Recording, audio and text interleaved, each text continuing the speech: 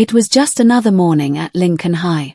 The hallways buzzed with teenage chatter, lockers slammed, sneakers squeaked on the linoleum floors. Then, laughter. Not the kind that makes you smile. The kind that cuts through the air, sharp and cruel. Standing in the middle of the hallway was Brielle, popular, privileged, and proud of it. She pointed at the school janitor, her voice loud enough for everyone to hear.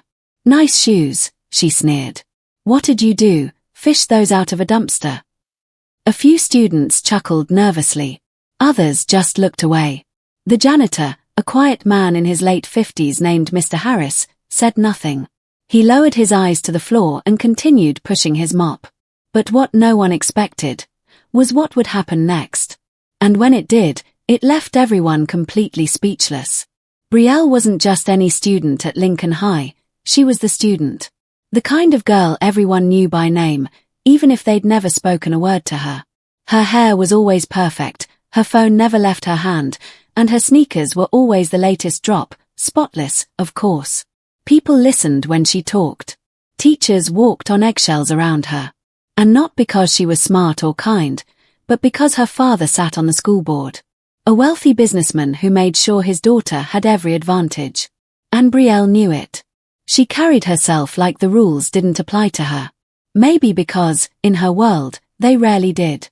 She ruled her circle of friends like a queen bee, and anyone outside of that circle? They were background noise. She wasn't cruel all the time, just enough to remind people where they stood. And when she decided someone wasn't worth respect, she didn't whisper it, she performed it. Loud. Public. Mean. And Mr. Harris was her favorite target. To her, he was invisible. Just another part of the building. Someone who pushed a mop and wore the same faded blue uniform every day. She never asked his name. Never made eye contact. But always found something to mock. His old work boots. His heavy breathing as he swept the halls. The smell of cleaning chemicals that lingered wherever he went.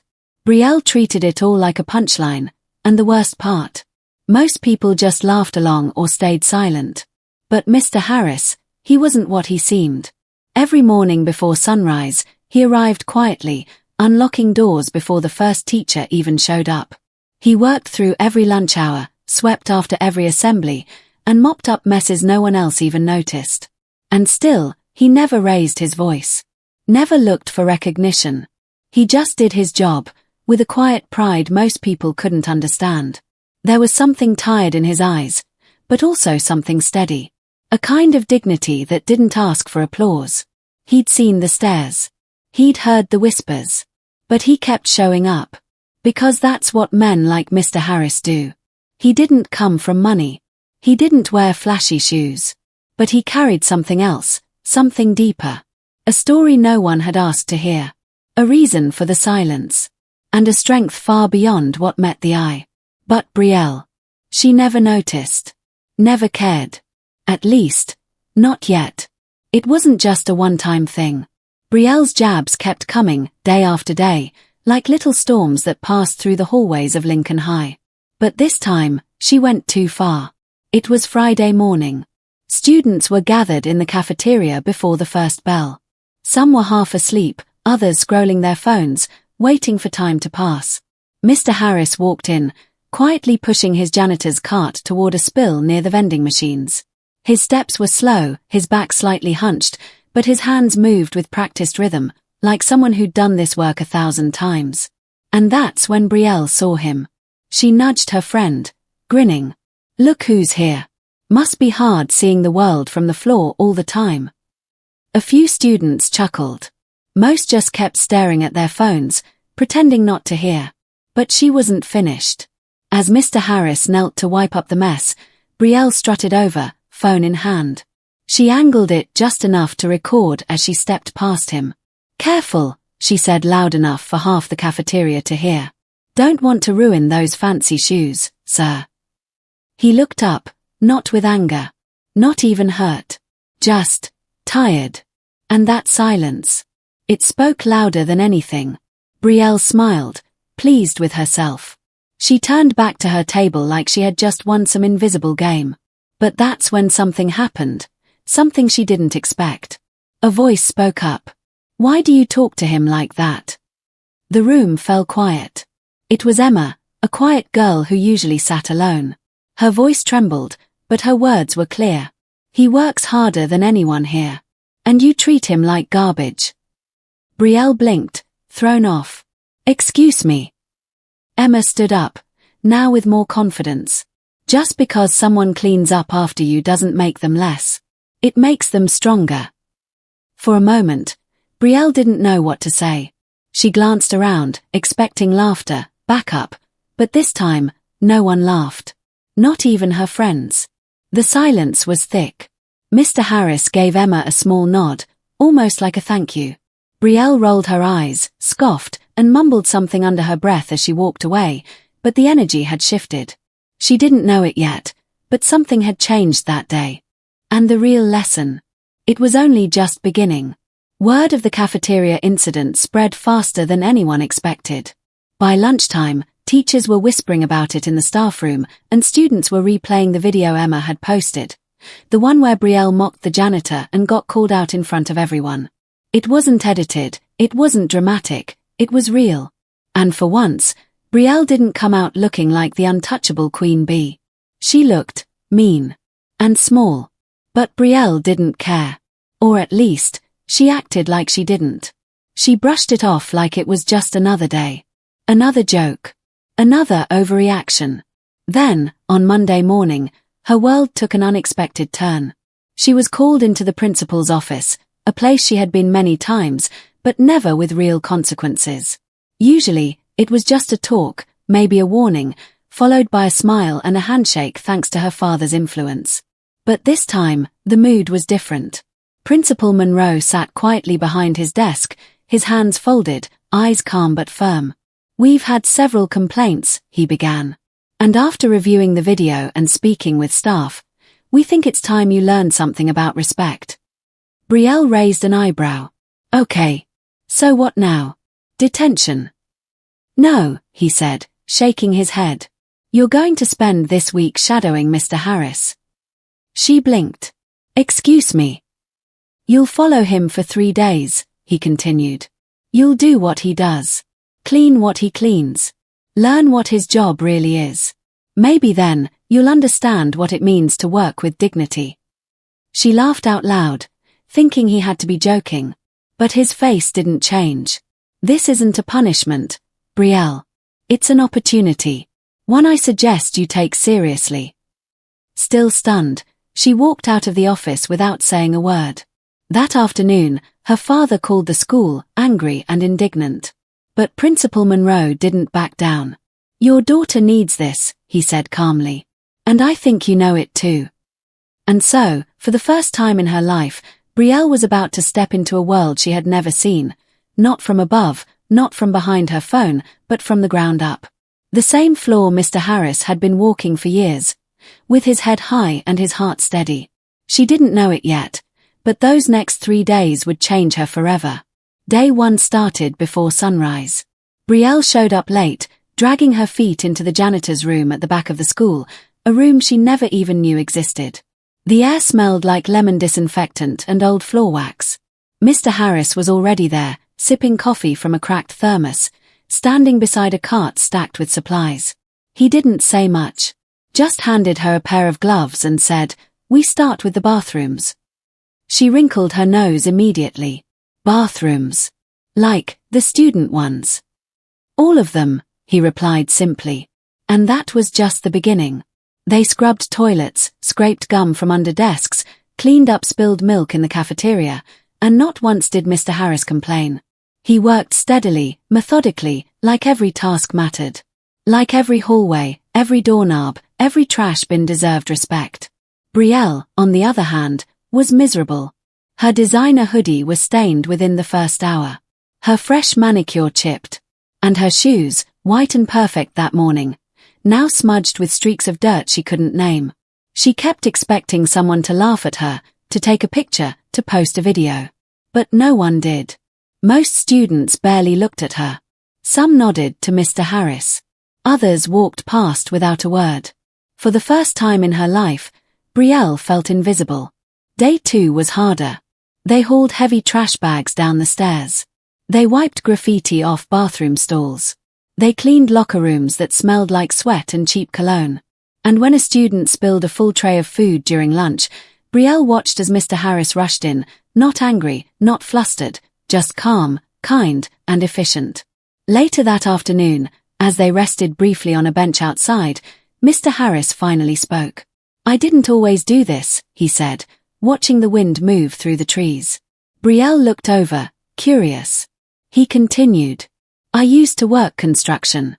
Owned my own truck. My wife and I were saving for a little house near the lake." "What happened?" she asked, quietly. "She got sick," he said, his voice soft. "And insurance didn't cover everything.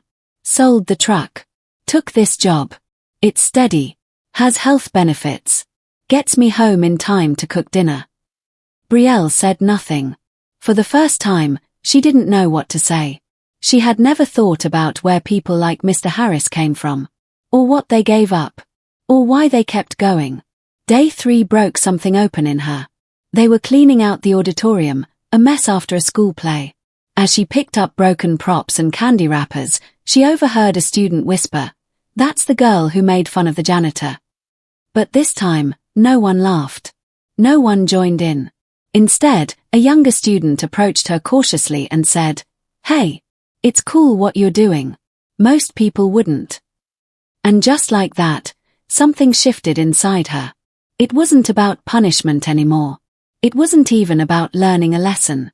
It was about finally seeing people, really seeing them. Their work. Their worth. Their stories. And she realized, maybe for the first time in her life, that respect isn't earned by wealth or popularity. It's earned by showing up.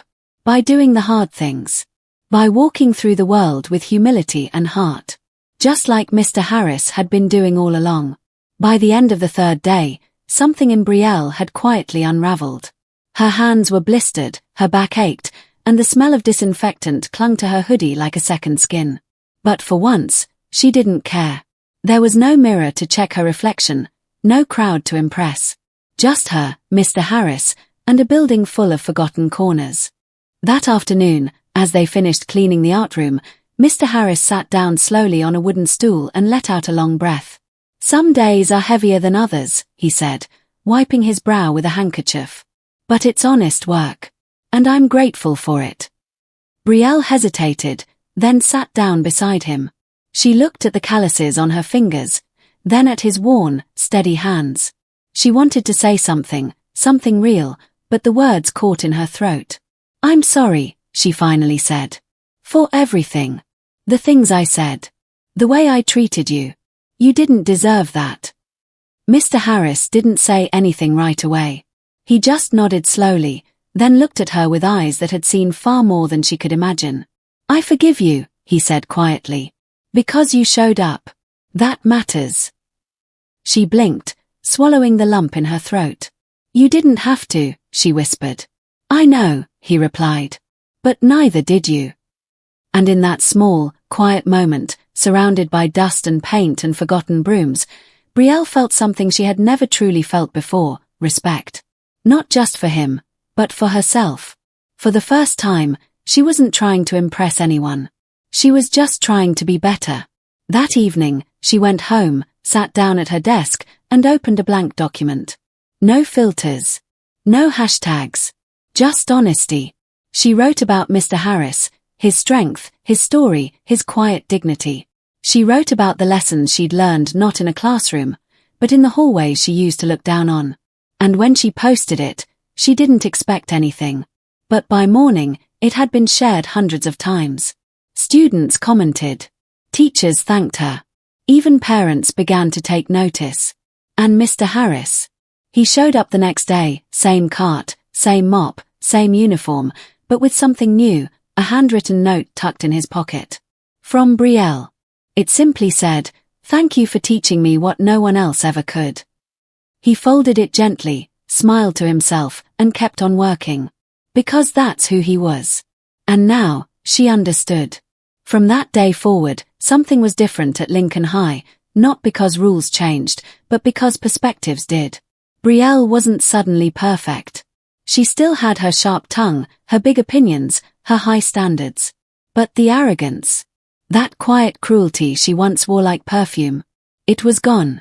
She started helping out more, not for attention, but because she had seen what it meant to be overlooked. She joined a student-led initiative to recognize support staff around the school. Not just Mr. Harris, but the lunch ladies, the security guards, even the old librarian who most students barely noticed. She didn't post every moment. Some changes were too sacred for the internet. But the students noticed. The teachers noticed. And more importantly, Mr. Harris noticed. One morning, as Brielle passed him in the hallway, she smiled and said, "Morning, Mr. Harris." He tipped his cap slightly. "Morning, Miss Brielle." No sarcasm. No tension. Just respect, mutual and quiet. And from that moment on, their worlds, once so far apart, found a little more common ground. Brielle would go on to graduate with honors.